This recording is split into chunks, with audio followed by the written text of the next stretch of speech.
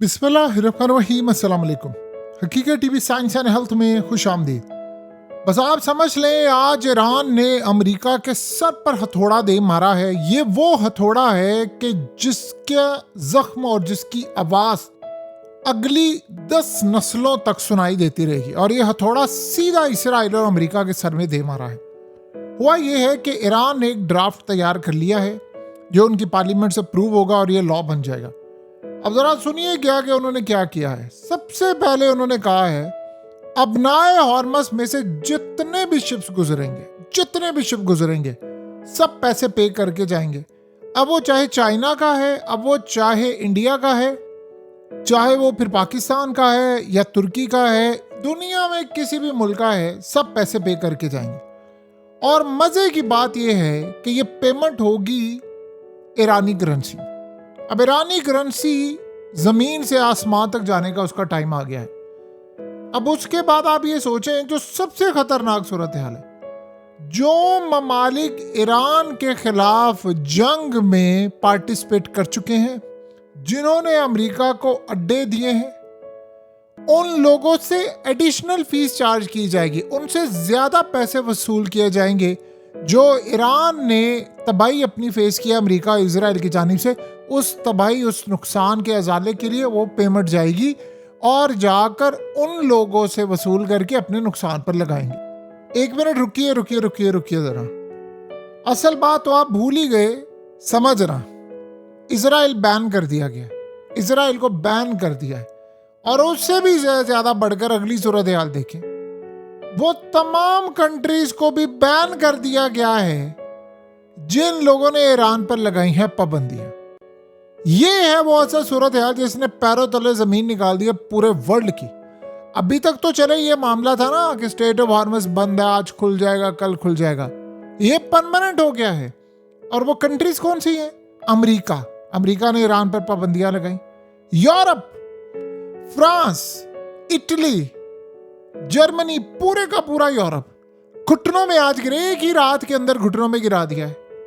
बर्तानिया, Canada, Australia, Japan और south Korea, ये वो तमाम ममालिक हैं जिन्होंने ईरान पर लगाई हैं पाबंदियां। अब उनके शिप नहीं जाएंगे।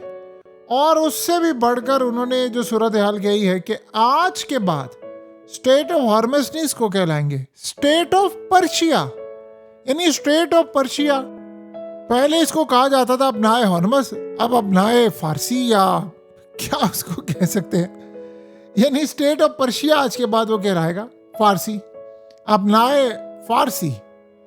यानी आप अंदाजा कर लें कि ईरान ने वो काम कर दिया है, वो सर पकड़ कर बैठ गया पूरा वर्ल्ड। ये क्या हुआ है हमारे साथ? ये तो प्लान का हिस्सा था ही नहीं।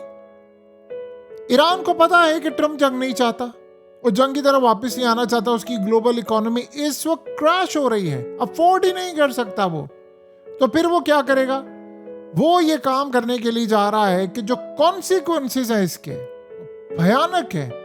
वो कितने सालों तक फेस किए जाएंगे किसी को नहीं पता। और उससे भी बढ़कर सूरत हाल, ट्रंप ने ऐलान कर दिया है, देखते ही गोलियां मार दें, जो भी ईरान की बॉट्स आती है उड़ा दें, उनको तबाह कर दें। एक भी बॉट सलामत नहीं रहनी चाहिए। क्यों?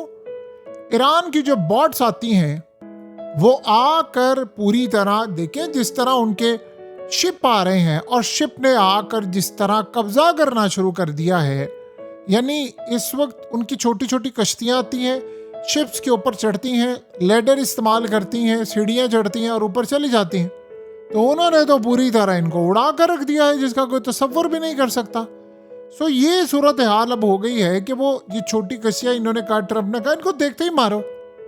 अब आप सोचें, नहीं भी उनकी बेबस है, वो क्या लड़ेंगे जाकर? आपने क्या लड़ाई करनी है? आपकी क्या औकात है, क्या वैल्यू है आपकी कि आप जाकर ईरान के साथ लड़ाई कर सकें? पूरा वर्ल्ड देख रहा है कि इस जंग के अंदर अमेरिका ने हमें फंसा दिया है। देखिए, पहले तो ये मामला था आप पेमेंट करेंगे। अब सोचे, सारी जिंदगी बदमाशी की है अमेरिका ने, उसकी हुकूमत गिरा फलाना हुकूमत, उसके सदर को उठाकर ले जा, वहाँ रजीम चेंज कर दे, वहाँ आवाम को सड़कों पर ले आ, फलाना कर, ये कर, वो कर। लेकिन असल कहानी क्या होने वाली है? असल कहानी अब होने के लिए जा रही है क्या अमेरिका से ज्यादा बड़ा बदमाश अब ईरान बन गया? उन्होंने कहा नहीं, गले से पकड़ा, हम तो नहीं छोड़ेंगे तुम्हें, सवाल ही पैदा नहीं होता, हम तो तुम लोगों को छोड़ेंगे नहीं। अब अमेरिका को आज समझ नहीं आ पा रही। एक तरफ तो आप सोचे ईरान ने कहा है जो पेमेंट वसूल करें वो आज ईरानी बैंक्स में चली गई है। 47 साल से तो ईरान की धज्जियां उड़ा कर रखी थी। अब क्या होगा? अब या तो आप ईरान से पाबंदियां हटाएगा, यूरोप तो अपने यहाँ से शिप जाएंगे, वरना वो बहरान आज इकट्ठा ईरान इनके मुंह पर दे मारा है जो आप सोचे वो भूल जाए आप तेल की कीमतों को। अब आउट ऑफ कंट्रोल ही रहेंगी, अब ये सारी जिंदगी नहीं वापस आने वाली। और उससे भी बढ़कर तबाहकुन सूरत हाल जो उससे भी ज्यादा खतरनाक हो सकती है। ईरान ने यमन को कहा है कि तुम भी पैसे चार्ज करने शुरू कर दो रेड सी से, बाबल मंदब से। और ये इतनी तबाहकुन सूरत हाल है कि यमन कह रहा है ठीक है हम तो करेंगे लेकिन अपने टर्म्स पर करेंगे, वो जितने पैसे वसूल करना चाहें। क्या जी ठीक है, हमारी तरफ से गो अहेड, आप भी पैसे वसूल करें। देखिए सऊदी अरब की शिप जाने हैं, 2 ही हैं। आपको पता है पिछली दफा जब यमन से लड़ाई हुई थी तो अंडर सी केबल कट कर दी थी। आपको पता है कितना लॉस हुआ था उस वक्त, कितना लॉस हुआ था? आप उसका तस्वुर भी नहीं कर सकते कितना लॉस हुआ था उस वक्त।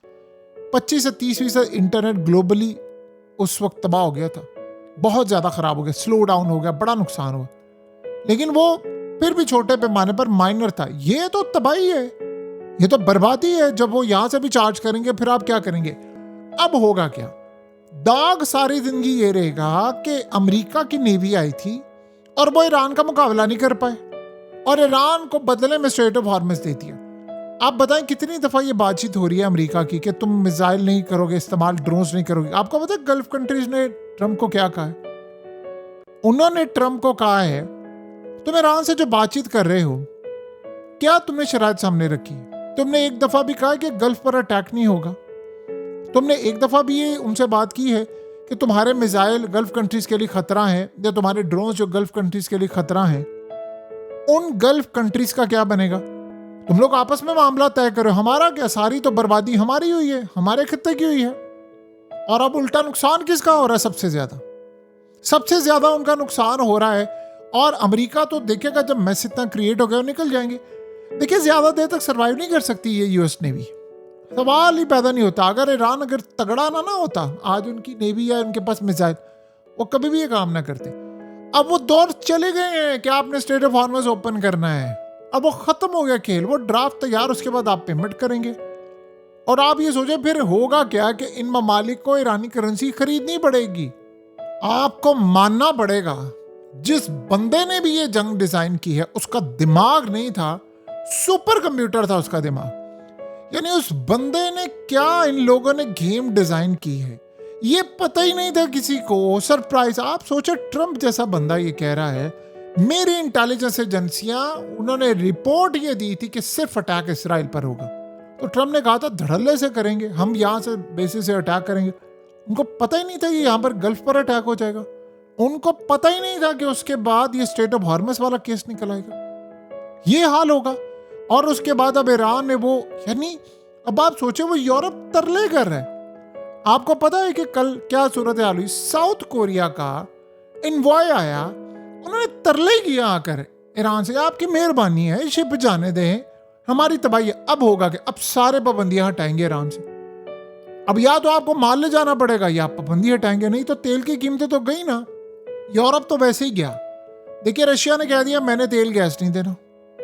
ईरान की जानिब से भी स्ट्रेट ऑफ हॉर्मुज़ इनके लिए तो कम से कम क्लोज है। आपने करना क्या है? अब ट्रंप कोशिश कर ले लाए तेल की कीमतें $50-60 बैरल पर, देखते हैं कैसे आती है। नहीं ला सकते आप ला ही नहीं सकते, आपकी ये सूरत हाल ही नहीं। तो अमेरिका इस पूरे खेल को जो इस वक्त खेल रहा है बड़ा खतरनाक खेल है। ये उन्होंने समझा ही नहीं था कि हम इस खेल के अंदर इस लेवल पर जाएंगे। उनकी तबाही हो गई है। लोगों को अंदाजा ही नहीं था कि अमेरिका के साथ ये कुछ होगा। और अमेरिका वो बैठा हुआ था मजे लेकर, मैं बड़े सुकून में हूं बाबा, मुझे कुछ भी नहीं होने वाला। अब आप भुगतेंगे, अब आप भी भुगतेंगे, आपकी नस्लें भी भुगतेंगी। आप लोग यहां से सही सलामत वापस कभी नहीं जाएंगे। अमेरिका का इस वक्त बर्बाद कर देने वाला खेल शुरू हो चुका हुआ है। अब आप सोच रहे हैं अब ये सारे वर्ल्ड कहेगा यार तुम लोगों ने मरवा दिया हमें आकर, इससे बेहतर था तुम जंग ही ना करते। और सोचें इसराइल, अब सारे कह रहे हैं कि इसराइल की वजह से मामला हो रहा है, ये नहीं हो सकता। तो अमेरिका की सूरत हाल ये है कि इस वक्त हालात बहुत ही ज़्यादा ख़राब होने के लिए जा रहे हैं और इतने तबाहकुन होने जा रहे हैं कि हमने आज से पहले कभी भी नहीं देखे। इनकी इकॉनमीज कोलैप्स होने जा रही हैं। देखिए, ईरान को एक मौका मिला है अपनी करेंसी को स्टेबल करने का, वो तो करेंगे। आयतुल्ला मुश्तबा खामनाई वो तो पीछे नहीं हटने वाले, वो तो करेंगे और हर सूरत वो करेंगे। उन्होंने कहा ऐसी की तैसी इनकी। और ये क्या कह रहे हैं कि मसूद पज़िशियां, चूंकि वो एक सर्जन है, वो इलाज कर रहे हैं मुश्तबा खामनाई का क्योंकि वो ज़ख्मी है। अब ज़ख्मी है या नहीं है, जो भी है, पर्चियों पर मामला चल रहा है, अमेरिका को गले से पकड़ लिया है। हकीकत टीवी साइंस एंड हेल्थ की इस वीडियो के नीचे कमेंट ज़रूर कीजिए, अपनी राय का इजहार ज़रूर करें और इस वीडियो को हर जगह शेयर करते हुए चैनल को सब्सक्राइब ज़रूर करें।